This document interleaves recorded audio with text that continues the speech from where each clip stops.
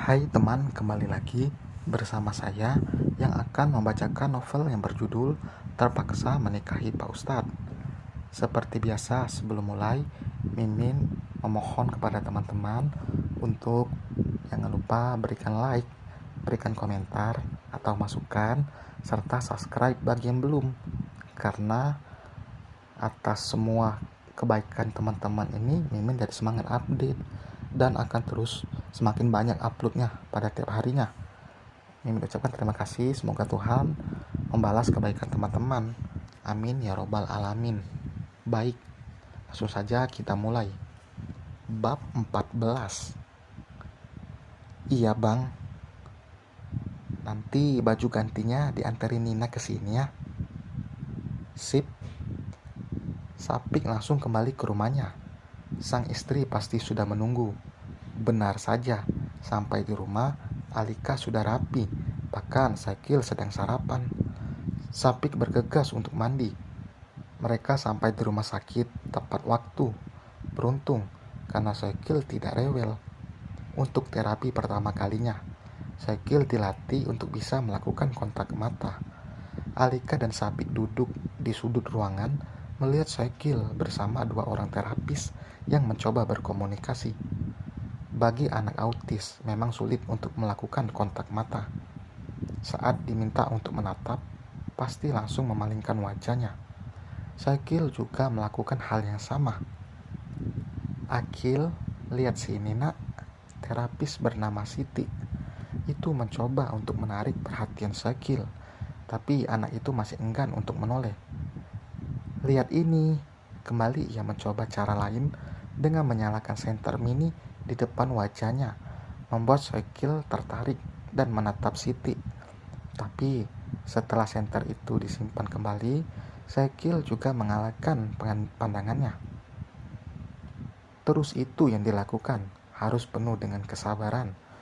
Memang saat melakukan terapi yang dilakukan tidak sampai 1 jam, karena anak-anak sudah jelas mudah bosan.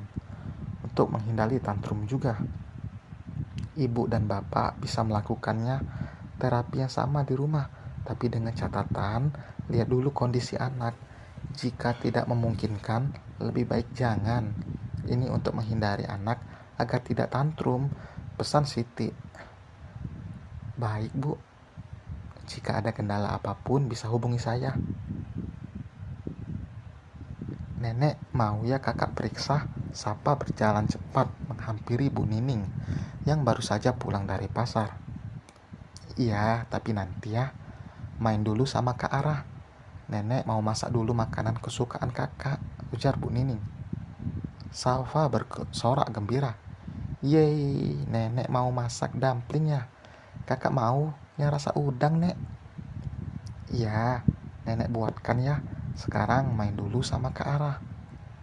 Bu Nining lalu menyusul Sarah yang sudah berada di dapur. Sarah sedang membereskan belanjaan dan menyusunnya di lemari dan juga kulkas. Bu Rita belum tahu soal Akil, tanya Sarah tiba-tiba. Belum. Kalau udah pasti dia datang, tutur Bu Nining. Mi, Senin aku ada kerjaan di Malang.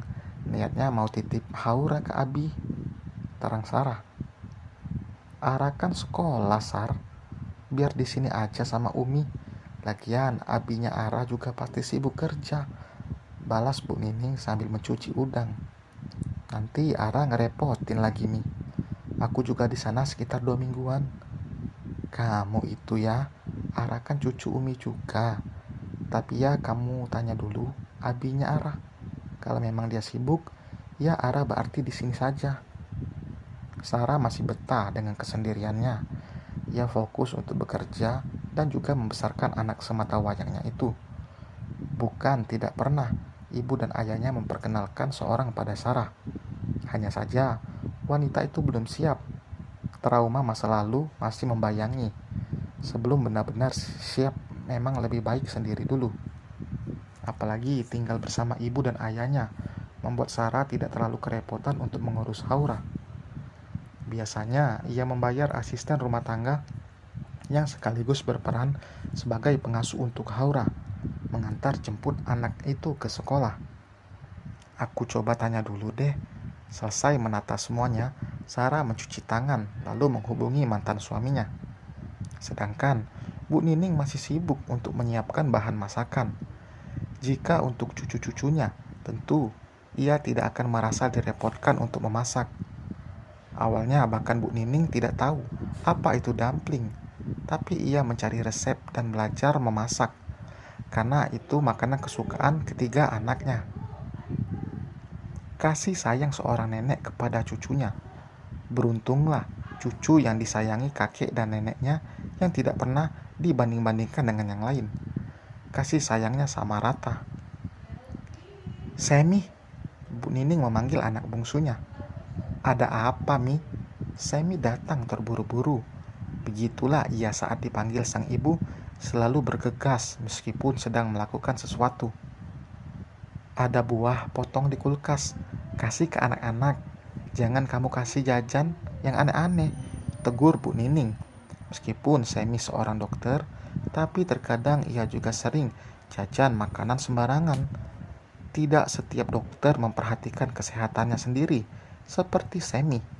Bahkan Sapik lebih teliti soal makanan daripada adiknya yang berprofesi sebagai dokter itu.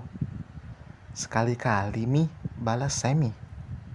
Apanya yang sekali-sekali? Awas ya, nanti kalau abang kamu tahu, dia marah loh. Ya, jangan sampai tahu, Mi. Kasihan juga si kembar. Pengen jajan, masa iya aku diem? Lihat ponakan aku melongo doang, lihat orang dagang. Kekeh Semi untuk lalu membuka kulkas. Alasan aja kamu itu. Ya udah, enggak sekali-kali lagi. Paling 2 atau 3 kali, ucap Semi, lalu berdiri dari dapur agar tidak kembali diceramai sang ibu. Bu Nining hanya menggelengkan kepalanya, melihat tingkah si bungsu. Kapan mau jemput anak-anak? Tanya Alika. Ia baru saja menemani Sekil tidur siang. Tadi kan Mas bilang anak-anak mau nginep. Mas lupa minta Nina buat antari baju ganti ke sana, ujar Sapik. Dahi Alika berkerut. Kapan Mas bilang kayak gitu? Tadi pagi Mas pulang nganterin anak-anak. Masa kamu nggak inget? Alika menggelengkan kepalanya.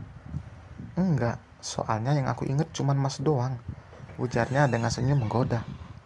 Sapik terkekeh, jemarinya menjawil gemas dagu sang istri.